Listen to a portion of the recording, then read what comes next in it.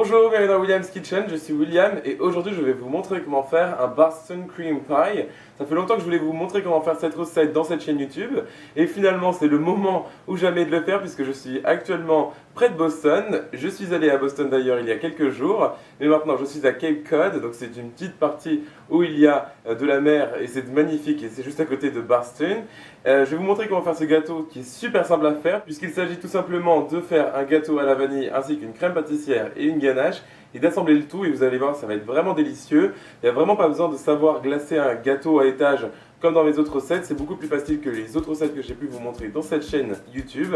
Donc commençons tout de suite par la crème pâtissière et ensuite on assemblera ce gâteau. Alors je vais commencer par la partie crème pâtissière de notre Boston Cream Pie et pour cela vous aurez besoin pour commencer de 5 gros jaunes d'œufs. Ici j'ai 130 g de sucre blanc, vous pouvez utiliser du sucre de canne bien sûr, 480 ml de lait entier, c'est toujours mieux d'utiliser du lait entier dans la pâtisserie. Ensuite j'ai 45 g de fleur de maïs, donc de la maïzena. Ensuite j'ai 50 g de beurre découpé en morceaux et enfin de la vanille, très important. Si j'en avais sous la main, j'utiliserais des gousses de vanille, mais je vais utiliser ici de la pâte de gousses de vanille, donc j'ai trouvé ça aux États-Unis et c'est vraiment délicieux, donc je vais utiliser ça aujourd'hui.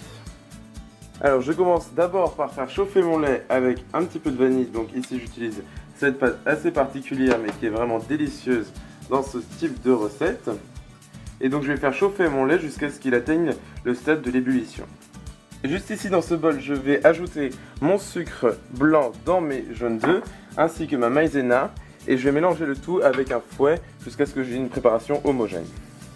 Alors ma préparation au lait et à la vanille est maintenant bien chaude, donc je vais venir ajouter environ une louche dans ma préparation aux œufs tout en battant avec mon mini fouet comme vous pouvez voir, donc assez rapidement pour ne pas cramer ma préparation, comme ceci.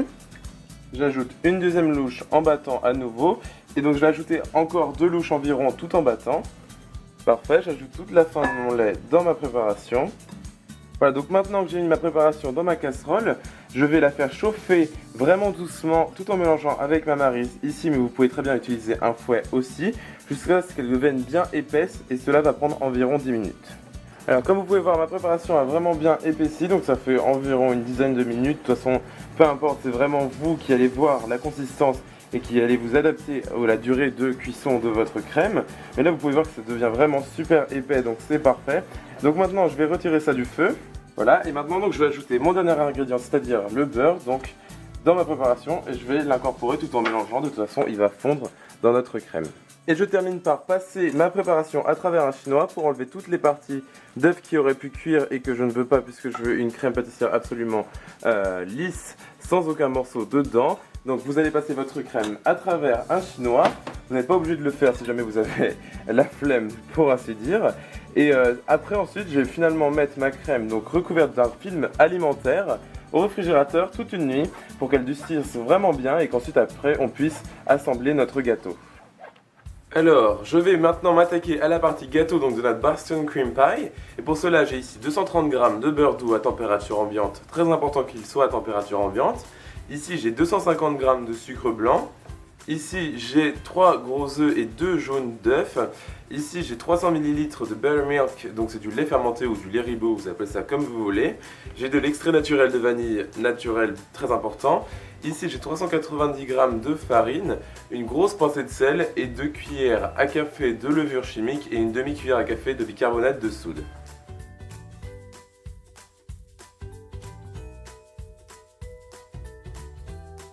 Dans ce magnifique KitchenAid, je vais commencer par venir y mettre le beurre doux à température ambiante, ainsi que mon sucre.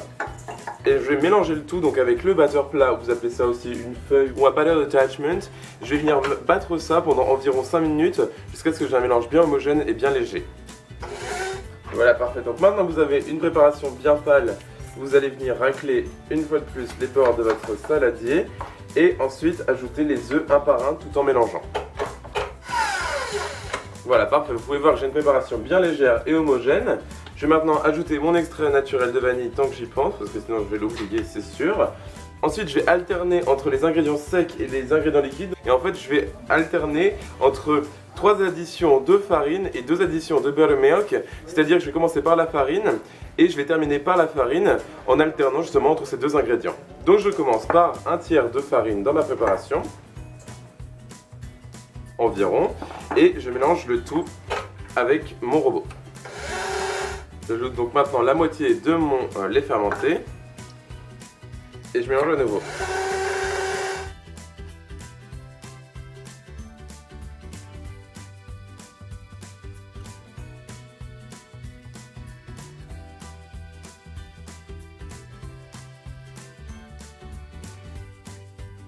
Donc comme vous pouvez voir, j'ai une préparation vraiment légère et homogène. Le goût est magnifique, vraiment pas trop sucré, c'est parfait. Maintenant j'ai ici 2 moules de la même taille. Je ne les ai pas mesurés mais il me semble qu'ils font une vingtaine de centimètres à peu près. Ce gâteau est fait justement pour un gâteau de 20 à 22 cm de diamètre. Donc je vais diviser ma préparation en 2 dans ces moules. Voilà, donc c'est parfait. Maintenant je vais cuire mes gâteaux dans mon four préchauffé à 175 degrés Celsius pendant 25 à 30 minutes jusqu'à ce qu'un cure-dent inséré au centre de chaque gâteau ressorte sec.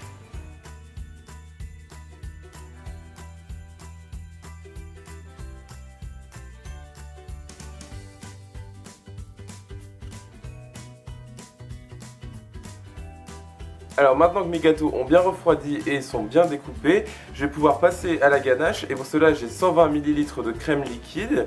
Ici j'ai 170 g de chocolat, donc c'est du chocolat pour la cuisine américain en sorte de pépite. Et ici j'ai un petit peu de miel, on va vraiment en mettre très peu, c'est juste pour apporter un petit côté brillant à notre ganache. Et donc maintenant je vais faire fondre mon chocolat dans ma crème au micro-ondes et vous pouvez faire ça aussi au bain-marie. En tout cas le plus important c'est de bien mélanger toutes les 30 secondes environ. Voilà, très bien, donc comme vous pouvez voir, tout mon chocolat est bien fondu, il y a quelques bulles d'air dans ma ganache, mais c'est pas grave, elles vont partir. Donc maintenant, je vais ajouter un petit peu de miel, vraiment très peu, c'est même pas une cuillère à café, dans votre ganache, vous mélangez ça. Alors, j'ai ici mes 2 couches de gâteau qui sont bien prêtes, elles sont allées au réfrigérateur pendant environ 1 heure pour qu'elles soient un peu plus solides. Ici, j'ai ma magnifique crème pâtissière avec le film alimentaire que j'avais mis justement pour la protéger dans mon réfrigérateur. Elle a bien épaissi et il y a plein de morceaux de vanille, c'est génial. Donc maintenant ce que je vais faire c'est tout simplement mettre ma crème pâtissière sur l'une des 2 couches.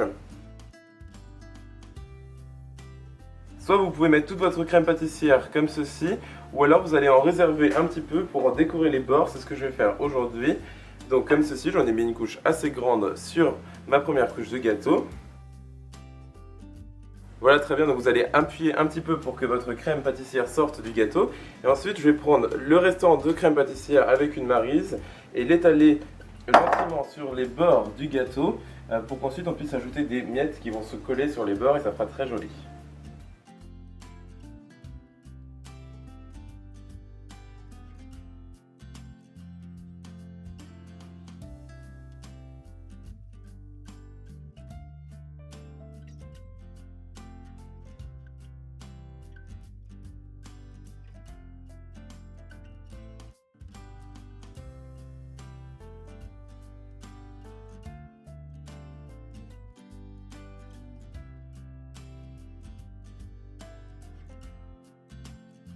Ici dans ce cône en papier sulfurisé, j'ai le glaçage que j'ai fait avec un tout petit peu de sucre glace puisqu'on va faire une décoration assez typique du Boston Cream Pie. Si jamais vous voulez voir comment faire ce cône en papier sulfurisé, n'hésitez pas à la retrouver sur ma page Facebook puisque je vais vous mettre une petite vidéo super courte pour que vous voyez comment faire ce cône en papier sulfurisé.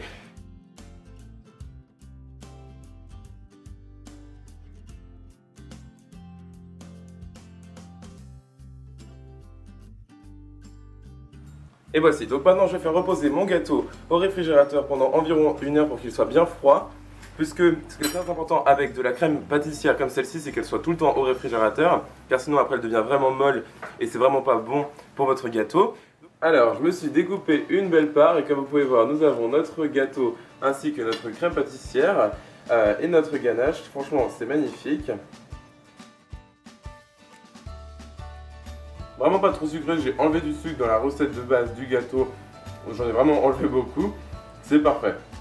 Les quantités sont vraiment magnifiques, franchement j'ai rien d'autre à dire de plus que c'est super bon et vraiment typique de cette région, donc n'hésitez pas à faire ce Boston Cream Pie en retrouvant les ingrédients dans la description de cette vidéo ainsi que les réseaux sociaux où vous pouvez me retrouver, donc Facebook, Twitter, Instagram et Snapchat.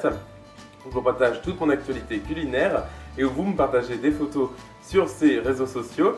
N'hésitez pas non plus à me mettre un pouce bleu si vous avez aimé cette vidéo et à me mettre un commentaire. Et moi je vous revois dans la prochaine. Salut!